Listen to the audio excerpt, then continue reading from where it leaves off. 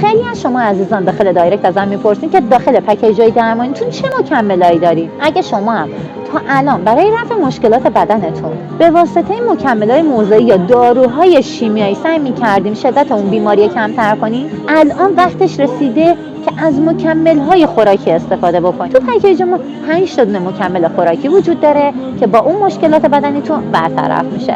اولین اتفاقی که میفته سیستم ایمنی بدن شما تقویت میشه که این اولویت اولی ماست.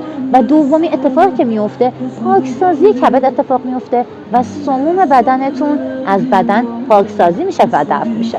سومی اتفاقی که میفته باعث میشه که ویتامین رسانی به بدن انجام بشه و مشکلات گوارشی رفع و درمان بشه.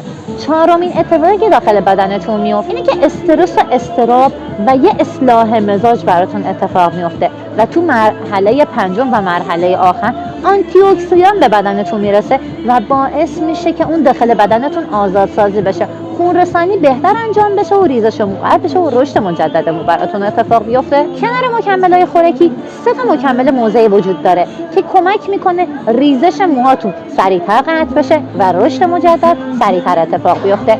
محلول، تونیک، شامپوی گیاهی که هیچ گونه عوارضی ندارن. تمام اینا رو که کنار بذاریم، سومین قسمت پکیجمون رژیم غذایی که مناسب با طبع و مزاج شما تنظیم میشه، باعث میشه تا درمانتون پایدار بشه و ثابت بشه و برنگرده. اگه درگیر ریزش مو یا بیماری خودایمنی هستی، اینو باید بدونی که کامل ترین پکیج گیاهی کشور رو داری تهیه میکنی. اگه درگیر ریزش مو یا بیماری های خودایمنی هستی، باید بگم که کامل ترین پکیج درمانی کشور رو داری تهیه میکنی. کامل ترین پکیج درمانی کشور رو میتونی داشته باشی، فقط باید شرکت بکنی و از تخفیفات ما استفاده بکنی و تو دوره‌های درمانی ما شرکت کنی، چون الان جشنواره تخفیفات داریم. میتونی همون پکیج‌های قبلی رو با قیمت خیلی پایین‌تر از قبل ولی با همون مکمل‌های قبل تهیهش بکنی و از شر ریزش موهات خلاص بشی. همین الان شماره تماس رو داخل دایرکت بفرست تا یه مشاوره تخصصی با هم داشته باشیم. ممنون که تا این لحظه همراه هم بودی. خدا باش تا پناهت.